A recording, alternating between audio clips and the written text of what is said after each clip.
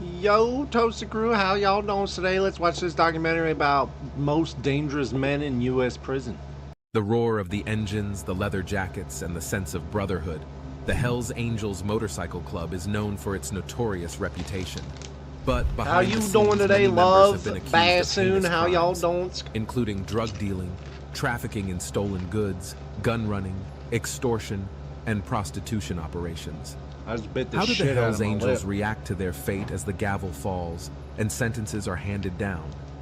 We will look at some of the most high-profile cases and sentences involving Hells Angels members and explore their reactions to their sentences. This is the Hells Angels brush with justice. That's good to hear. Caius Veiovis, known for his Dang, look at unusual this guy's head. appearance and purported ties to Satanism, received 3 consecutive life terms for a chilling crime spree in Pittsfield, Massachusetts. At 34, Veiovis, who often identified as a self-proclaimed vampire and Satanist, was convicted of kidnapping, killing, and dismembering 3 men. His unique look, including forehead implants that looked like horns, green tattoos on his fingertips showing the bone structure beneath, and the number 666 marked above his eyebrows, heightened the intrigue around his case. These eerie features drew focus to Veiovis, implicated in the crimes against David Glasser, Edward Frampton, and Robert Chadwell. The victims' dismembered remains were found buried near Pittsfield 10 days post their 2011 disappearance. The prosecution contended that Veiovis, together with Adam Lee Hall and David Chalou, masterminded the sinister deeds. Glasser, due to testify against Hall, a Hells Angels member, was murdered to silence him. And these were the opening words of his lawyer. The Commonwealth has never been able to find the scene of these killers, and therefore I expect there will be no evidence or testimony connecting Mr. Veiovis to the location or locations where these crimes occurred. The other 2 victims were reportedly killed to ensure no witnesses to Glasser's murder remained. Despite mounting evidence against him, Veiovis persistently claimed his innocence throughout the trial. The trial, relocated to Hampton County Superior Court in Springfield, Massachusetts, sought a neutral jury given the case's widespread attention. As jurors departed the courthouse following their deliberations, a defiant Veiovis exclaimed, "I'll see you all in hell." Good, I'm glad. Hopefully you're feeling better today. After deliberating for 37 hours over 6 days, the jury rendered their verdict. Veiovis received a life sentence without the possibility of parole for first-degree murder, along with convictions for kidnapping and witness intimidation. Before Hell his yeah, role we in can the throw down gruesome on some crime, Rocket League. Caius Veiovis was already under the media spotlight. In 1999, he and his then-girlfriend, Deanne Jones, drew public attention after being accused of assaulting a 16-year-old girl. The couple allegedly enticed the girl into their hotel room, where Jones used a razor blade to harm her back. Subsequently, they engaged in alarming acts using the victim's blood.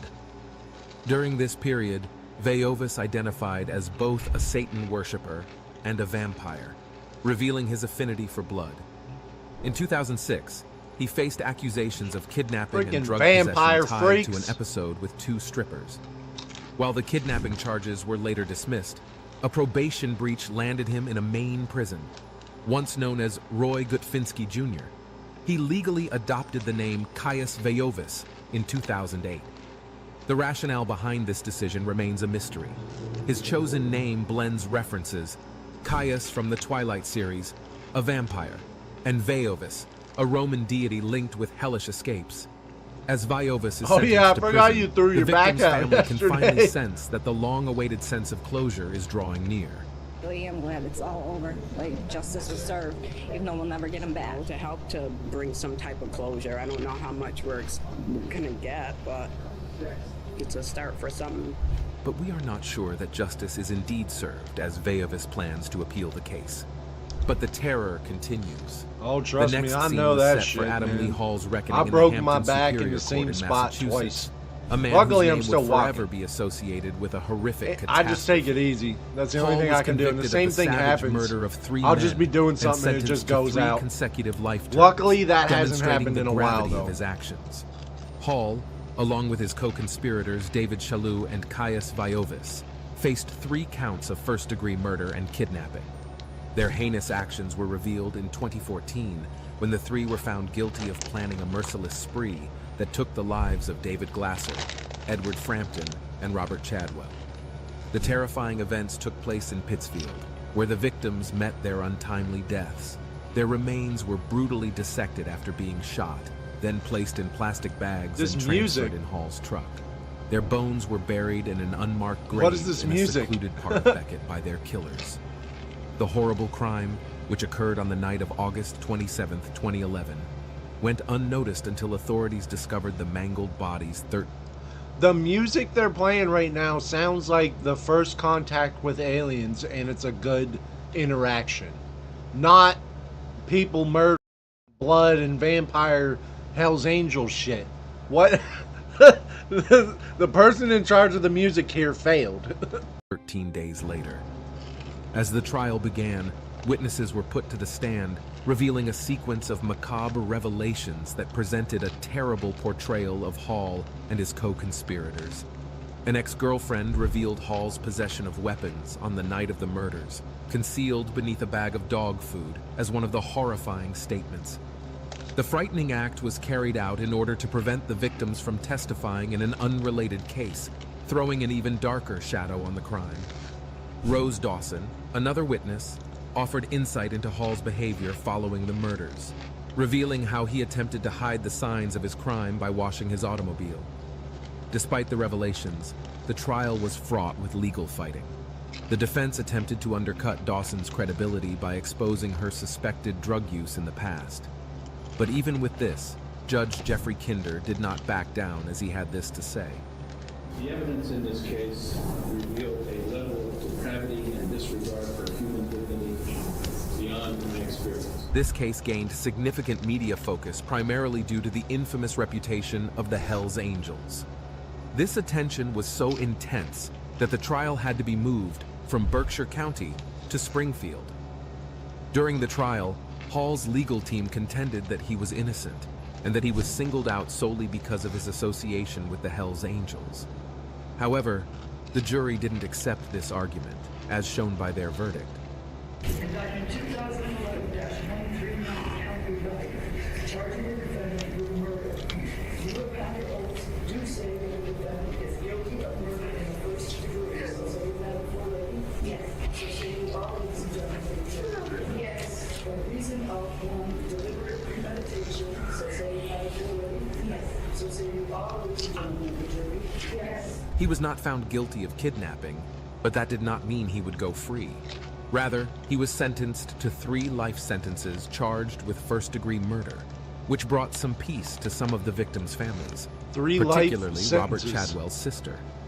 I forget what a life sentence is, but I feel like that's like 60 years. There are questions that I have that only he can answer, you know what I mean? And he's not going to do that, just like he never apologized because he's not sorry for what he did. Let's take a trip to Rhode Island, where we delve into the intriguing case of Joseph Lincia, the head honcho of the Hells Angel gang in the area. Back in 2019, things took a wild turn when Lincia found himself facing a laundry list of charges. These included some serious allegations like attempted murder, brandishing a dangerous weapon, firing a gun during a violent crime, and even carrying a concealed pistol without the proper paperwork. What sparked this legal frenzy?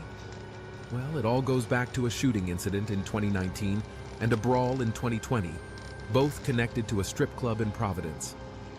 The saga kicked off when Lincia took aim at an unknown target from a bustling sidewalk. Armed with a .25 caliber semi-automatic handgun, he fired a single shot at a truck passing by the clubhouse on Wendell Street. The startled truck driver, Richard Starnino, managed to speed away, but not before the bullet left its mark on the truck's passenger door. Lincia, seemingly unaffected, went back into the clubhouse. Cue the Rhode Island State Police tactical team, who rolled in to investigate the shooting. Their search warrant led them to the Messer Street clubhouse, where they struck gold. 3 handguns, assorted ammunition, and that pesky .25 caliber bullet were among the finds. By this time, Lincia's escapades seemed to be catching up with him.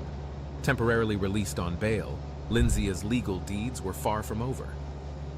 The year 2020 brought yet another rowdy incident at a clubhouse, which promptly shattered the terms of his 2019 bail.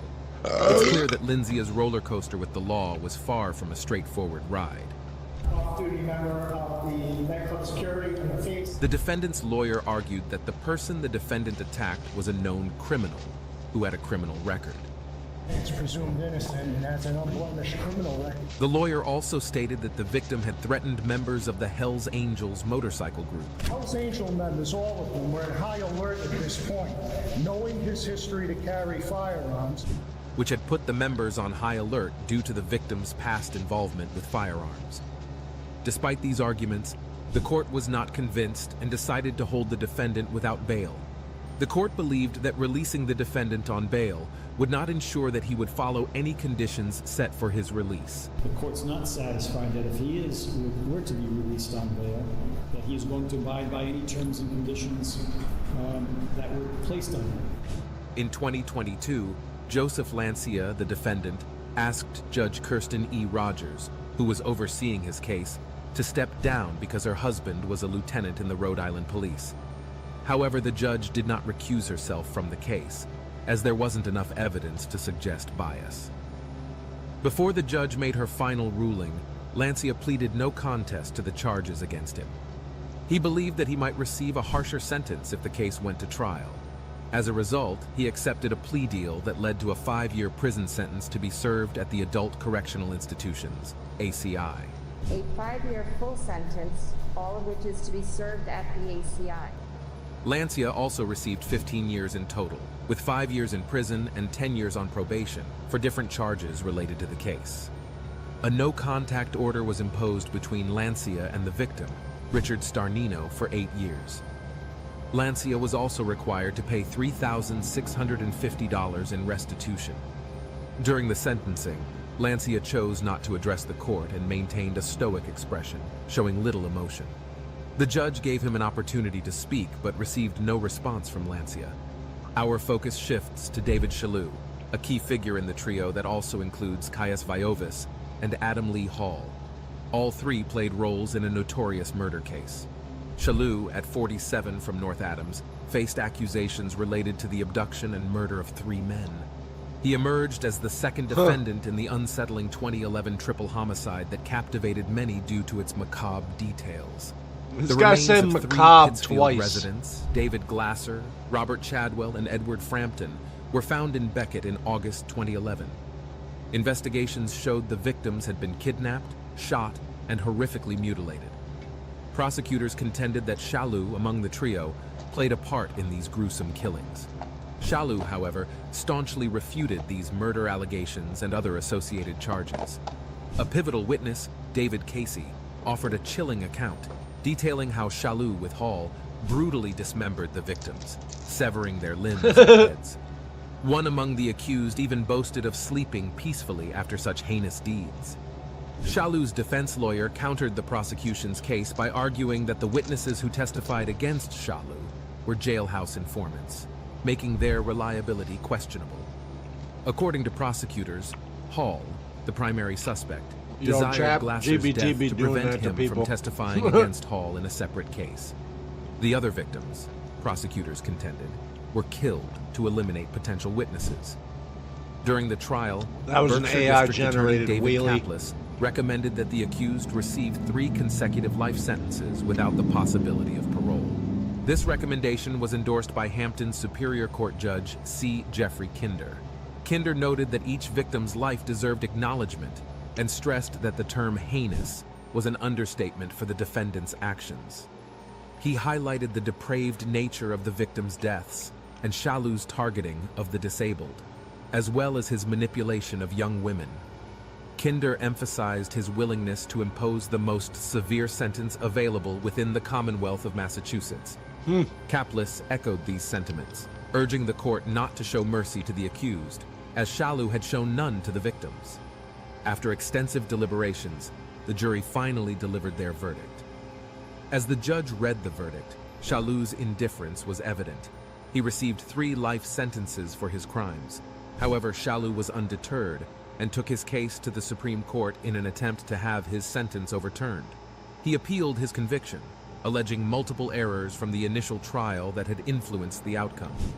Regrettably for Shalhoub, the Supreme Court rejected his appeal, affirming that the first-degree murder verdicts were in alignment with justice. During the appeal, Shalhoub's legal team contended that several mistakes had been made during the original trial that had impacted the outcome. These they included be having issues some related to the lawyers admission that of be weapon-related trying, evidence and dude. forensic testimony. Shalhoub's lawyer argued that improper jury instructions, the introduction of prejudicial character evidence, and the dismissal of certain arguments from the prosecution had all tainted the trial's fairness. Was that a Hell's Angel with a This stoma? court found error in both the Viovis and Hall decisions with the court's admission of the evidence of the studded baseball bat. That evidence was admitted here, but unlike in the cases of Viovis and Hall, the forensic testimony here was not the same. Moreover, Shalhoub's appeal raised concerns about inappropriate statements made by the prosecution during opening and closing arguments. The court thoroughly reviewed the 2013 trial proceedings and ultimately concluded that there were no valid grounds to overturn the convictions or reduce the imposed sentences. Our next look will be the arrest of Richard DeVries, the alleged Las Vegas Hells Angels president, which was made on criminal counts, including racketeering, in October 2020. This shocking discovery was discovered during a court proceeding, which resulted in DeVries' arrest and subsequent legal actions. Look at that look. The case was based on a complicated web of alleged gang-related violence and criminal activity in the previous months. A violent event that occurred in May of the same year led to the indictment of DeVries and 7 other people on racketeering charges. Indicted! 6 members of the Vagos motorcycle organization were hurt in this event, which entailed a shooting on Henderson Highway. Sheesh! know that a month back, about a month ago in San Bernardino, a Vagos did kill a Hell's Angels. Serious claims against them included conspiracy to commit murder, attempted murder, battery, and firing a gun into an occupied building. The additions related to supporting or assisting a criminal gang make these allegations considerably more serious. The prosecution claimed that DeVries and other Hells Angels were accountable for the shooting event. The attack's suspected motivation was thought to be retaliation for a prior shooting in San Bernardino that had killed a Hells Angels motorcycle rider. Nevertheless, during a grand jury session, a Vagos group member disputed this claim. It became clear throughout the court proceedings that the event had taken place during a ride that included motorcycles from the Hells Angels and the Vagos. Video footage depicting Hells Angels members in the vicinity of the shooting was among the evidence shown to the jury. Important video evidence was released by an unnamed witness showing 3 guys who may have been Hells Angels members approaching the Vagos gang just before the shooting started. However, it was unclear how the shooting actually happened and whose groups were involved. The severity of the exchange is shown by the number of shell casings that have been left dispersed